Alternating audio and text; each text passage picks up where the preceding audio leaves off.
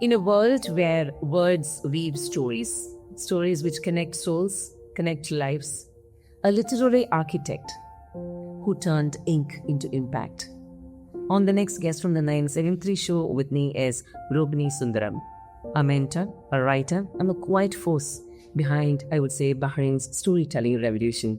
Rohini, welcome to the show. Thank you. I am honored to be here, Raji. Thank you so much for having me. Indeed. And fitting me in like this anyway. All right. Thank you so much. Yeah, I know it has been a very short trip for you, and accommodating some time for us is indeed an honor, and we would love to hear from you, your thoughts on this short trip. We begin with the Bahrain Writers Circle. You've been one of the founding members of the Writers Circle, right? And if I'm not mistaken, you've been in Bahrain for almost 3 decades? Pretty much, Isn't it? yeah. So how do you look at the scenario, the literary scenario, from the time when Writers Circle came into being and you being a writer all your life? How do you look at the scenario in Bahrain? Well, as I mentioned earlier, Raji, when I was here first, I was a copywriter at Fortune Promo 7. And, it was a lively place to be, but I did not know very much beyond that. I was not involved with any newspaper or anything other than my work. And I had children. So, but I came back in 2003 and rejoined FP7. And then after that, in 2011, there was this call to start a group. And it was started by a person called Robin Barrett. And I went there and I met a wide variety of writers and aspiring writers, including Anita Menon, who's a blogger. Yes. And at that time, blogging was so new. And then there was a person who was a chef, and he'd written a cookbook. And there was I, who had a small little novelette that had just been released by a US online publisher. So I was excited to join. And I have to say, since then, I think the writing community and the writing group has grown. The BWC, the Bahrain Writers Circle, has established a name for itself. While we were sort of in the early years, where in 2011, late 2011-12, David Hollywood arrived, and he launched the poetry group and the iconic Colors of Life, which has now become is definitely a fixed feature. We're part of Bahrain's calendar, I would say. Literary calendar. Bahrain's calendar, absolutely. And then I myself later on introduced the concept of confluence, where I had writers and artists come together to create a work that was either worked off the visual or worked off the words. It was usually so seamless that you don't know which inspired which. So I liked that, and then that too has become, one part of the annual calendar for certainly for BWC, and I believe also for Bahrain. So then, as you say, how did the scene develop? I find that there's been a lot of encouragement from the media, from the GDN, from people like that, from the magazines that were around. Time Out used to feature us as well. I don't know if they're still around or not. But yes, it was wonderful, the kind of support we got and the turnout for these, for both the Confluence exhibition and the Colors of Life performances. We had very good turnout. So definitely, I think it is here to stay, and there's a recognition. There are Arab writers and there are Arab writers groups, and from time to time, we've interacted with them. Some of our members have been invited there's a poet called Hamid Al-Qaed, and he has had like a multicultural events. And so it's reaching out. For a literary scene to develop, it does take a long time, and it is developing. I can see it growing.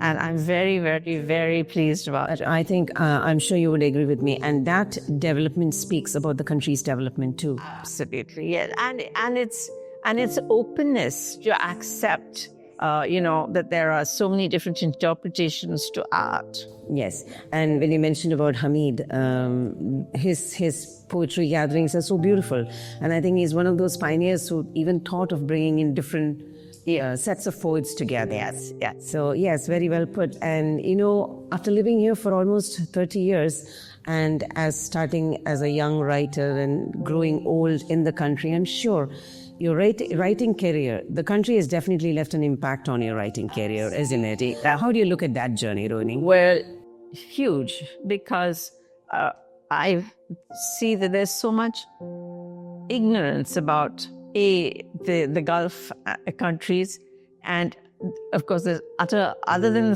Formula One, Bahrain is not really well known. So when I mention Bahrain, people are surprised. And I've written a novella called 5 Lives, One Day in Bahrain, which I read out in Canada at a library setting.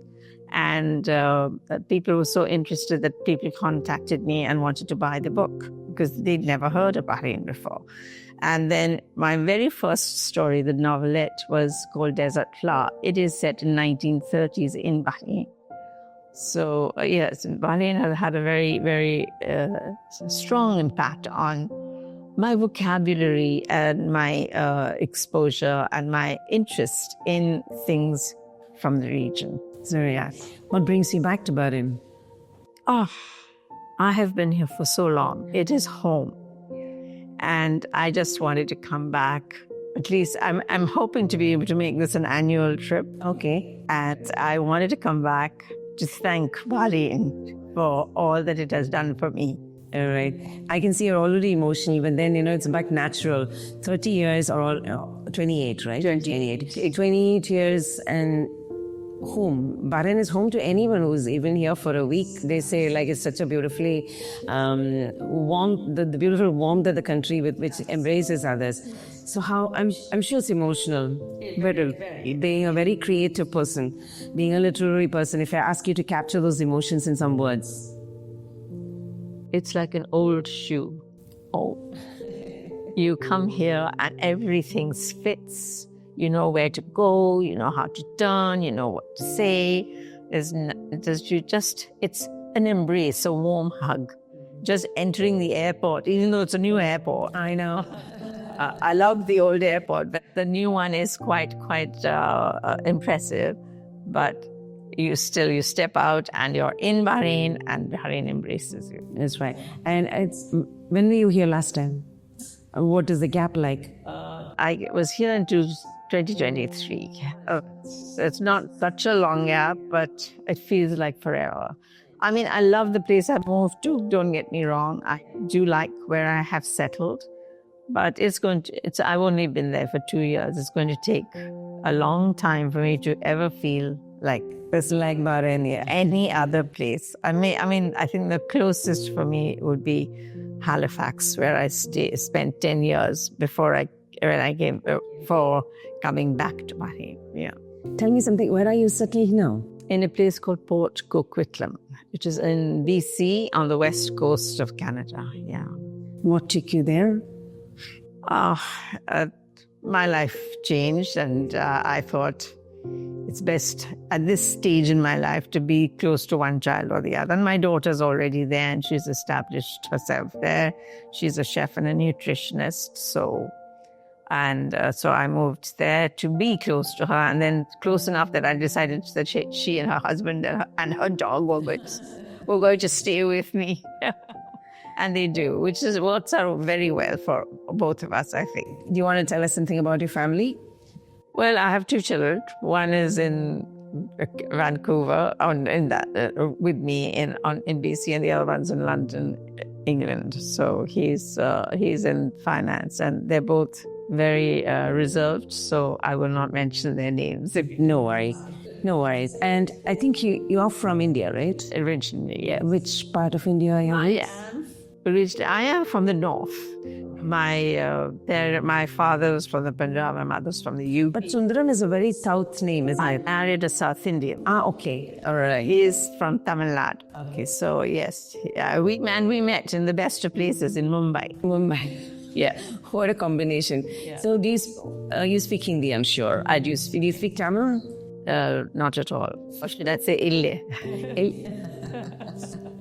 Right, Rohini. Yeah, I know that's such a sweet, short conversation. But before I close, I would want to hear from you, looking forward, both for the Writers' Circle, Bahrain Writers' Circle, as well as the literary scene in Bahrain, because you must be keeping track. Bahrain is giving a lot of push for all aspects of literary, creative engagements. Yes. Be it from the tourism's point of view, or the culture point of view, or the information's point of view, isn't it? The country is really taking it very seriously moving forward.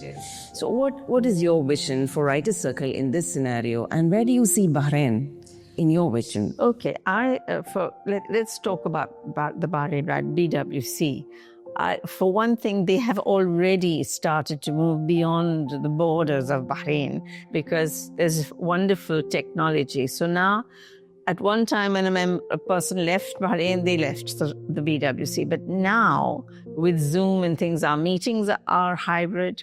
And even say Colors of Light, which is coming up on the 11th of April. Unfortunately, this interview would be telecast only after the Colors of Life. Okay. Anyway, so that too is going to be like a hybrid, and then we're going to be sending people who don't live here will be sending in video clips of their poetry, and so I see Bahrain, the BWC, and because the BWC has such a nurturing environment, I see us not only bringing in members who were with us coming back into the fold. We've already had a few people who we pulled in.